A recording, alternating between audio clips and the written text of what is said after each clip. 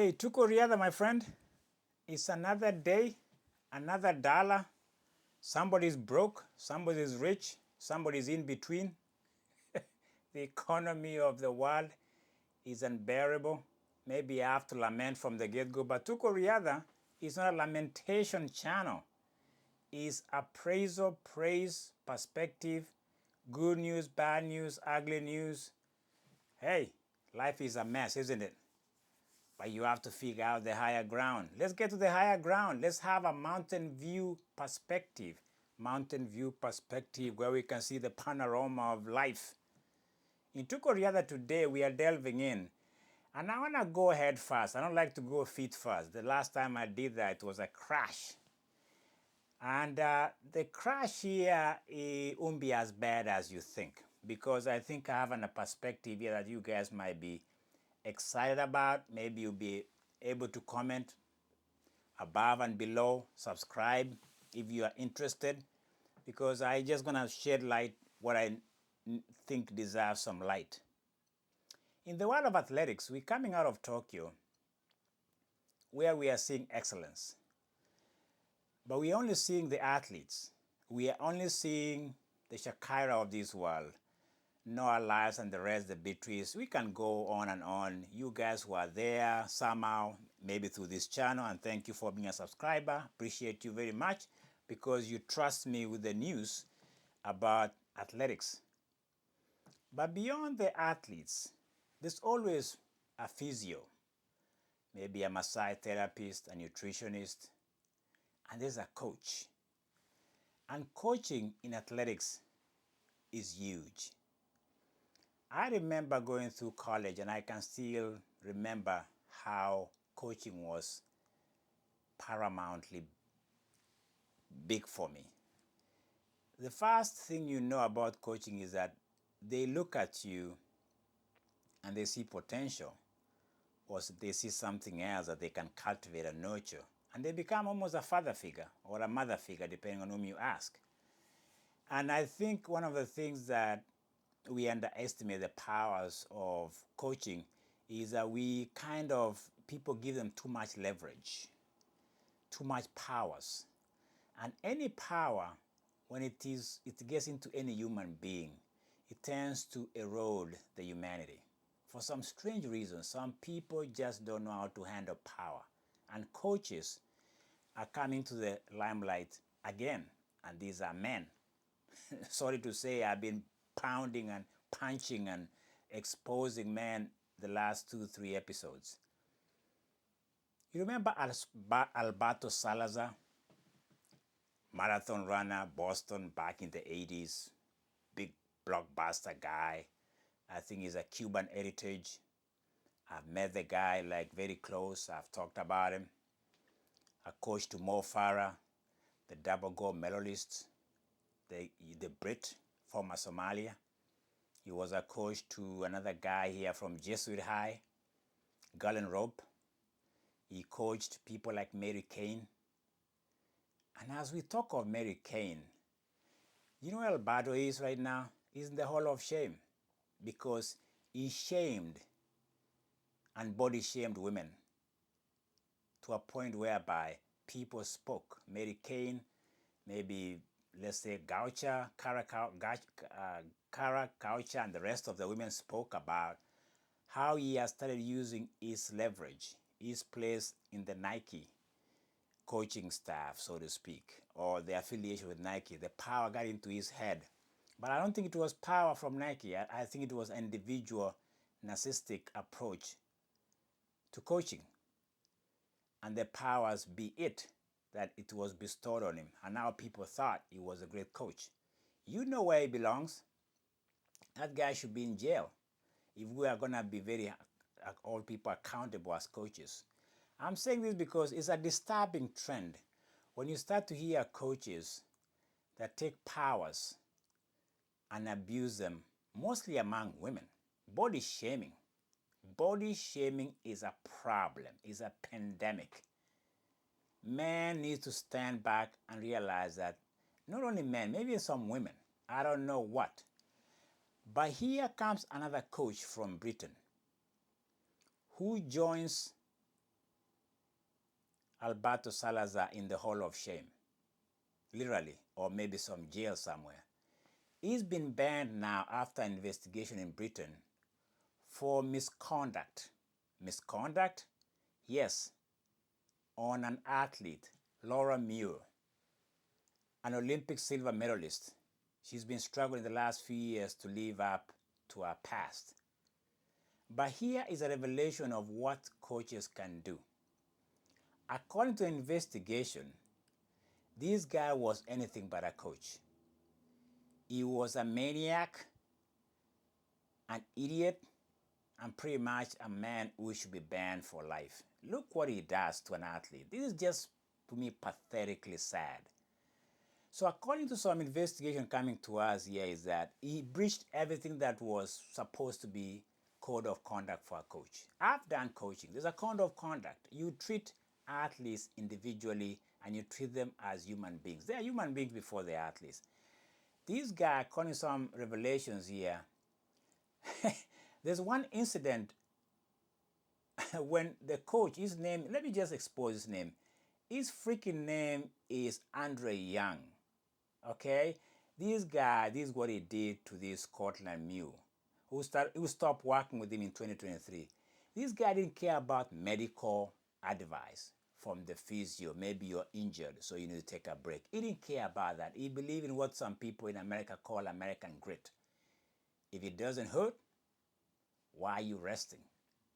And there's some people who believe in the idea that if it doesn't break you, it makes you. All this cliche, this banana stuff, this brain dead stuff, where people believe that whatever it takes to win. And this guy takes it to another level.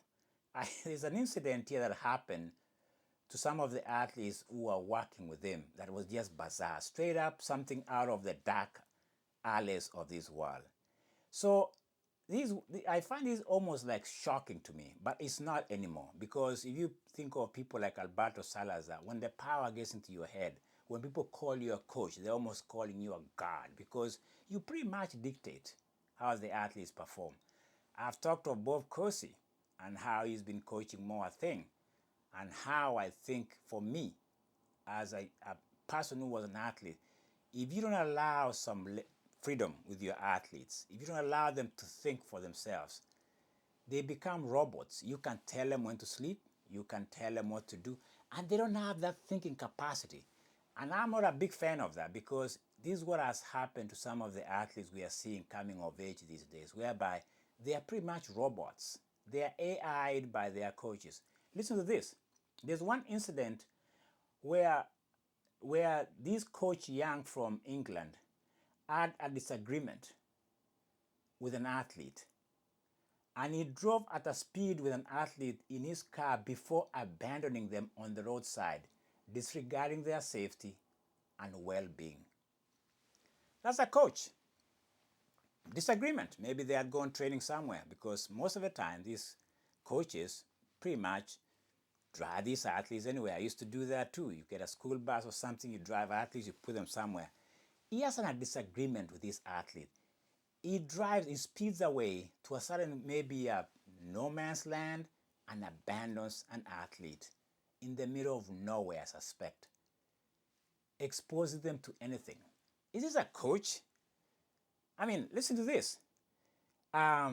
This guy, pretty much to me, should be labeled as somebody who should not be around any athletes for life. Of course, they banned him for 4 years. That's what all this investigation found out. But for me, there's something here that I find very interesting. So they're even looking of a way to having him come back. And this governing body also say that Young would be required to complete training an athlete welfare, injury management, and bullying harassment before he returned to coach. In other words, there's a backdoor to this guy who did this to athletes. You know, I understand these governing bodies, legal framework, forgiveness, grace. There's some things that you hear people like Alberto Salazar doing to athletes. Do you know the emotional damage these athletes succumb to?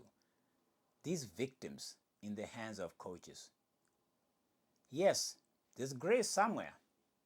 There's forgiveness somewhere in this universe. That's what makes the world go round, so we say. It oils the rust and the decay and the evil in the human soul, and hopefully it softens them up to a better human being. Maybe I'm being too hard, but there's too many of these stories of coaches abusing athletes, and I think there should be a precedent being set here that once you cross that thin line, you should not be around athletes. It's an abuse. And I don't think people listen to the victims that well. I remember Mary Kane, some people talking about how she should have been training hard enough to lose the fat that Alberto was saying she had gotten fat. Because when she came back from a season maybe of injuries, of no training, this lady came back and a coach is telling an athlete, you have too much fat on your body. What? Who are we as coaches? I've coached before. That's the language that doesn't belong in the athletic fraternity. When do we think that this idea that do we even tell that to men, or it's just easier to tell it to women? That's just my observation. Because I think these men are gross. These men, the way they speak to these young women and young athletes, should not be in this beautiful sport of athletics. Period. And let me just give you a caveat here. Given the clothing attires or the outfits some of these young girls and young women wear in global stages, my wife was very uncomfortable even the other day watching some of these women, the way their bodies are pretty much objectified. It's a fact. Women are more objectified in sports than men, and that's why men watch women. They watch beach volleyball, not because they care about the volleyball sport. You know what they care about. We are suffering from endemic of the mind. The mind has lost its way, and men are predominantly the evils in this kind of narrative. To see women in sport as objects of our desires, they don't wear very much. Personally, I get uncomfortable sometimes watching some of this. You see people doing long jump and they're jumping into a pit of sand, and all they have is barely an outfit. Maybe I'm advocating for more of a conservative outfit, but I wonder who designs these things. And then we have these men who body shame that because there's nothing really covering their bodies. They're pretty much exposed to anything. I've seen some pictures on TikTok that makes you just say, is this sport or something else, or a perversion of it? Personally, I still see the beauty of sport. Women have a heart, they have lungs, they have a brain, they have a body. And I think we need to stop as men looking at women as objects of our desires and the lack of dignity in our part.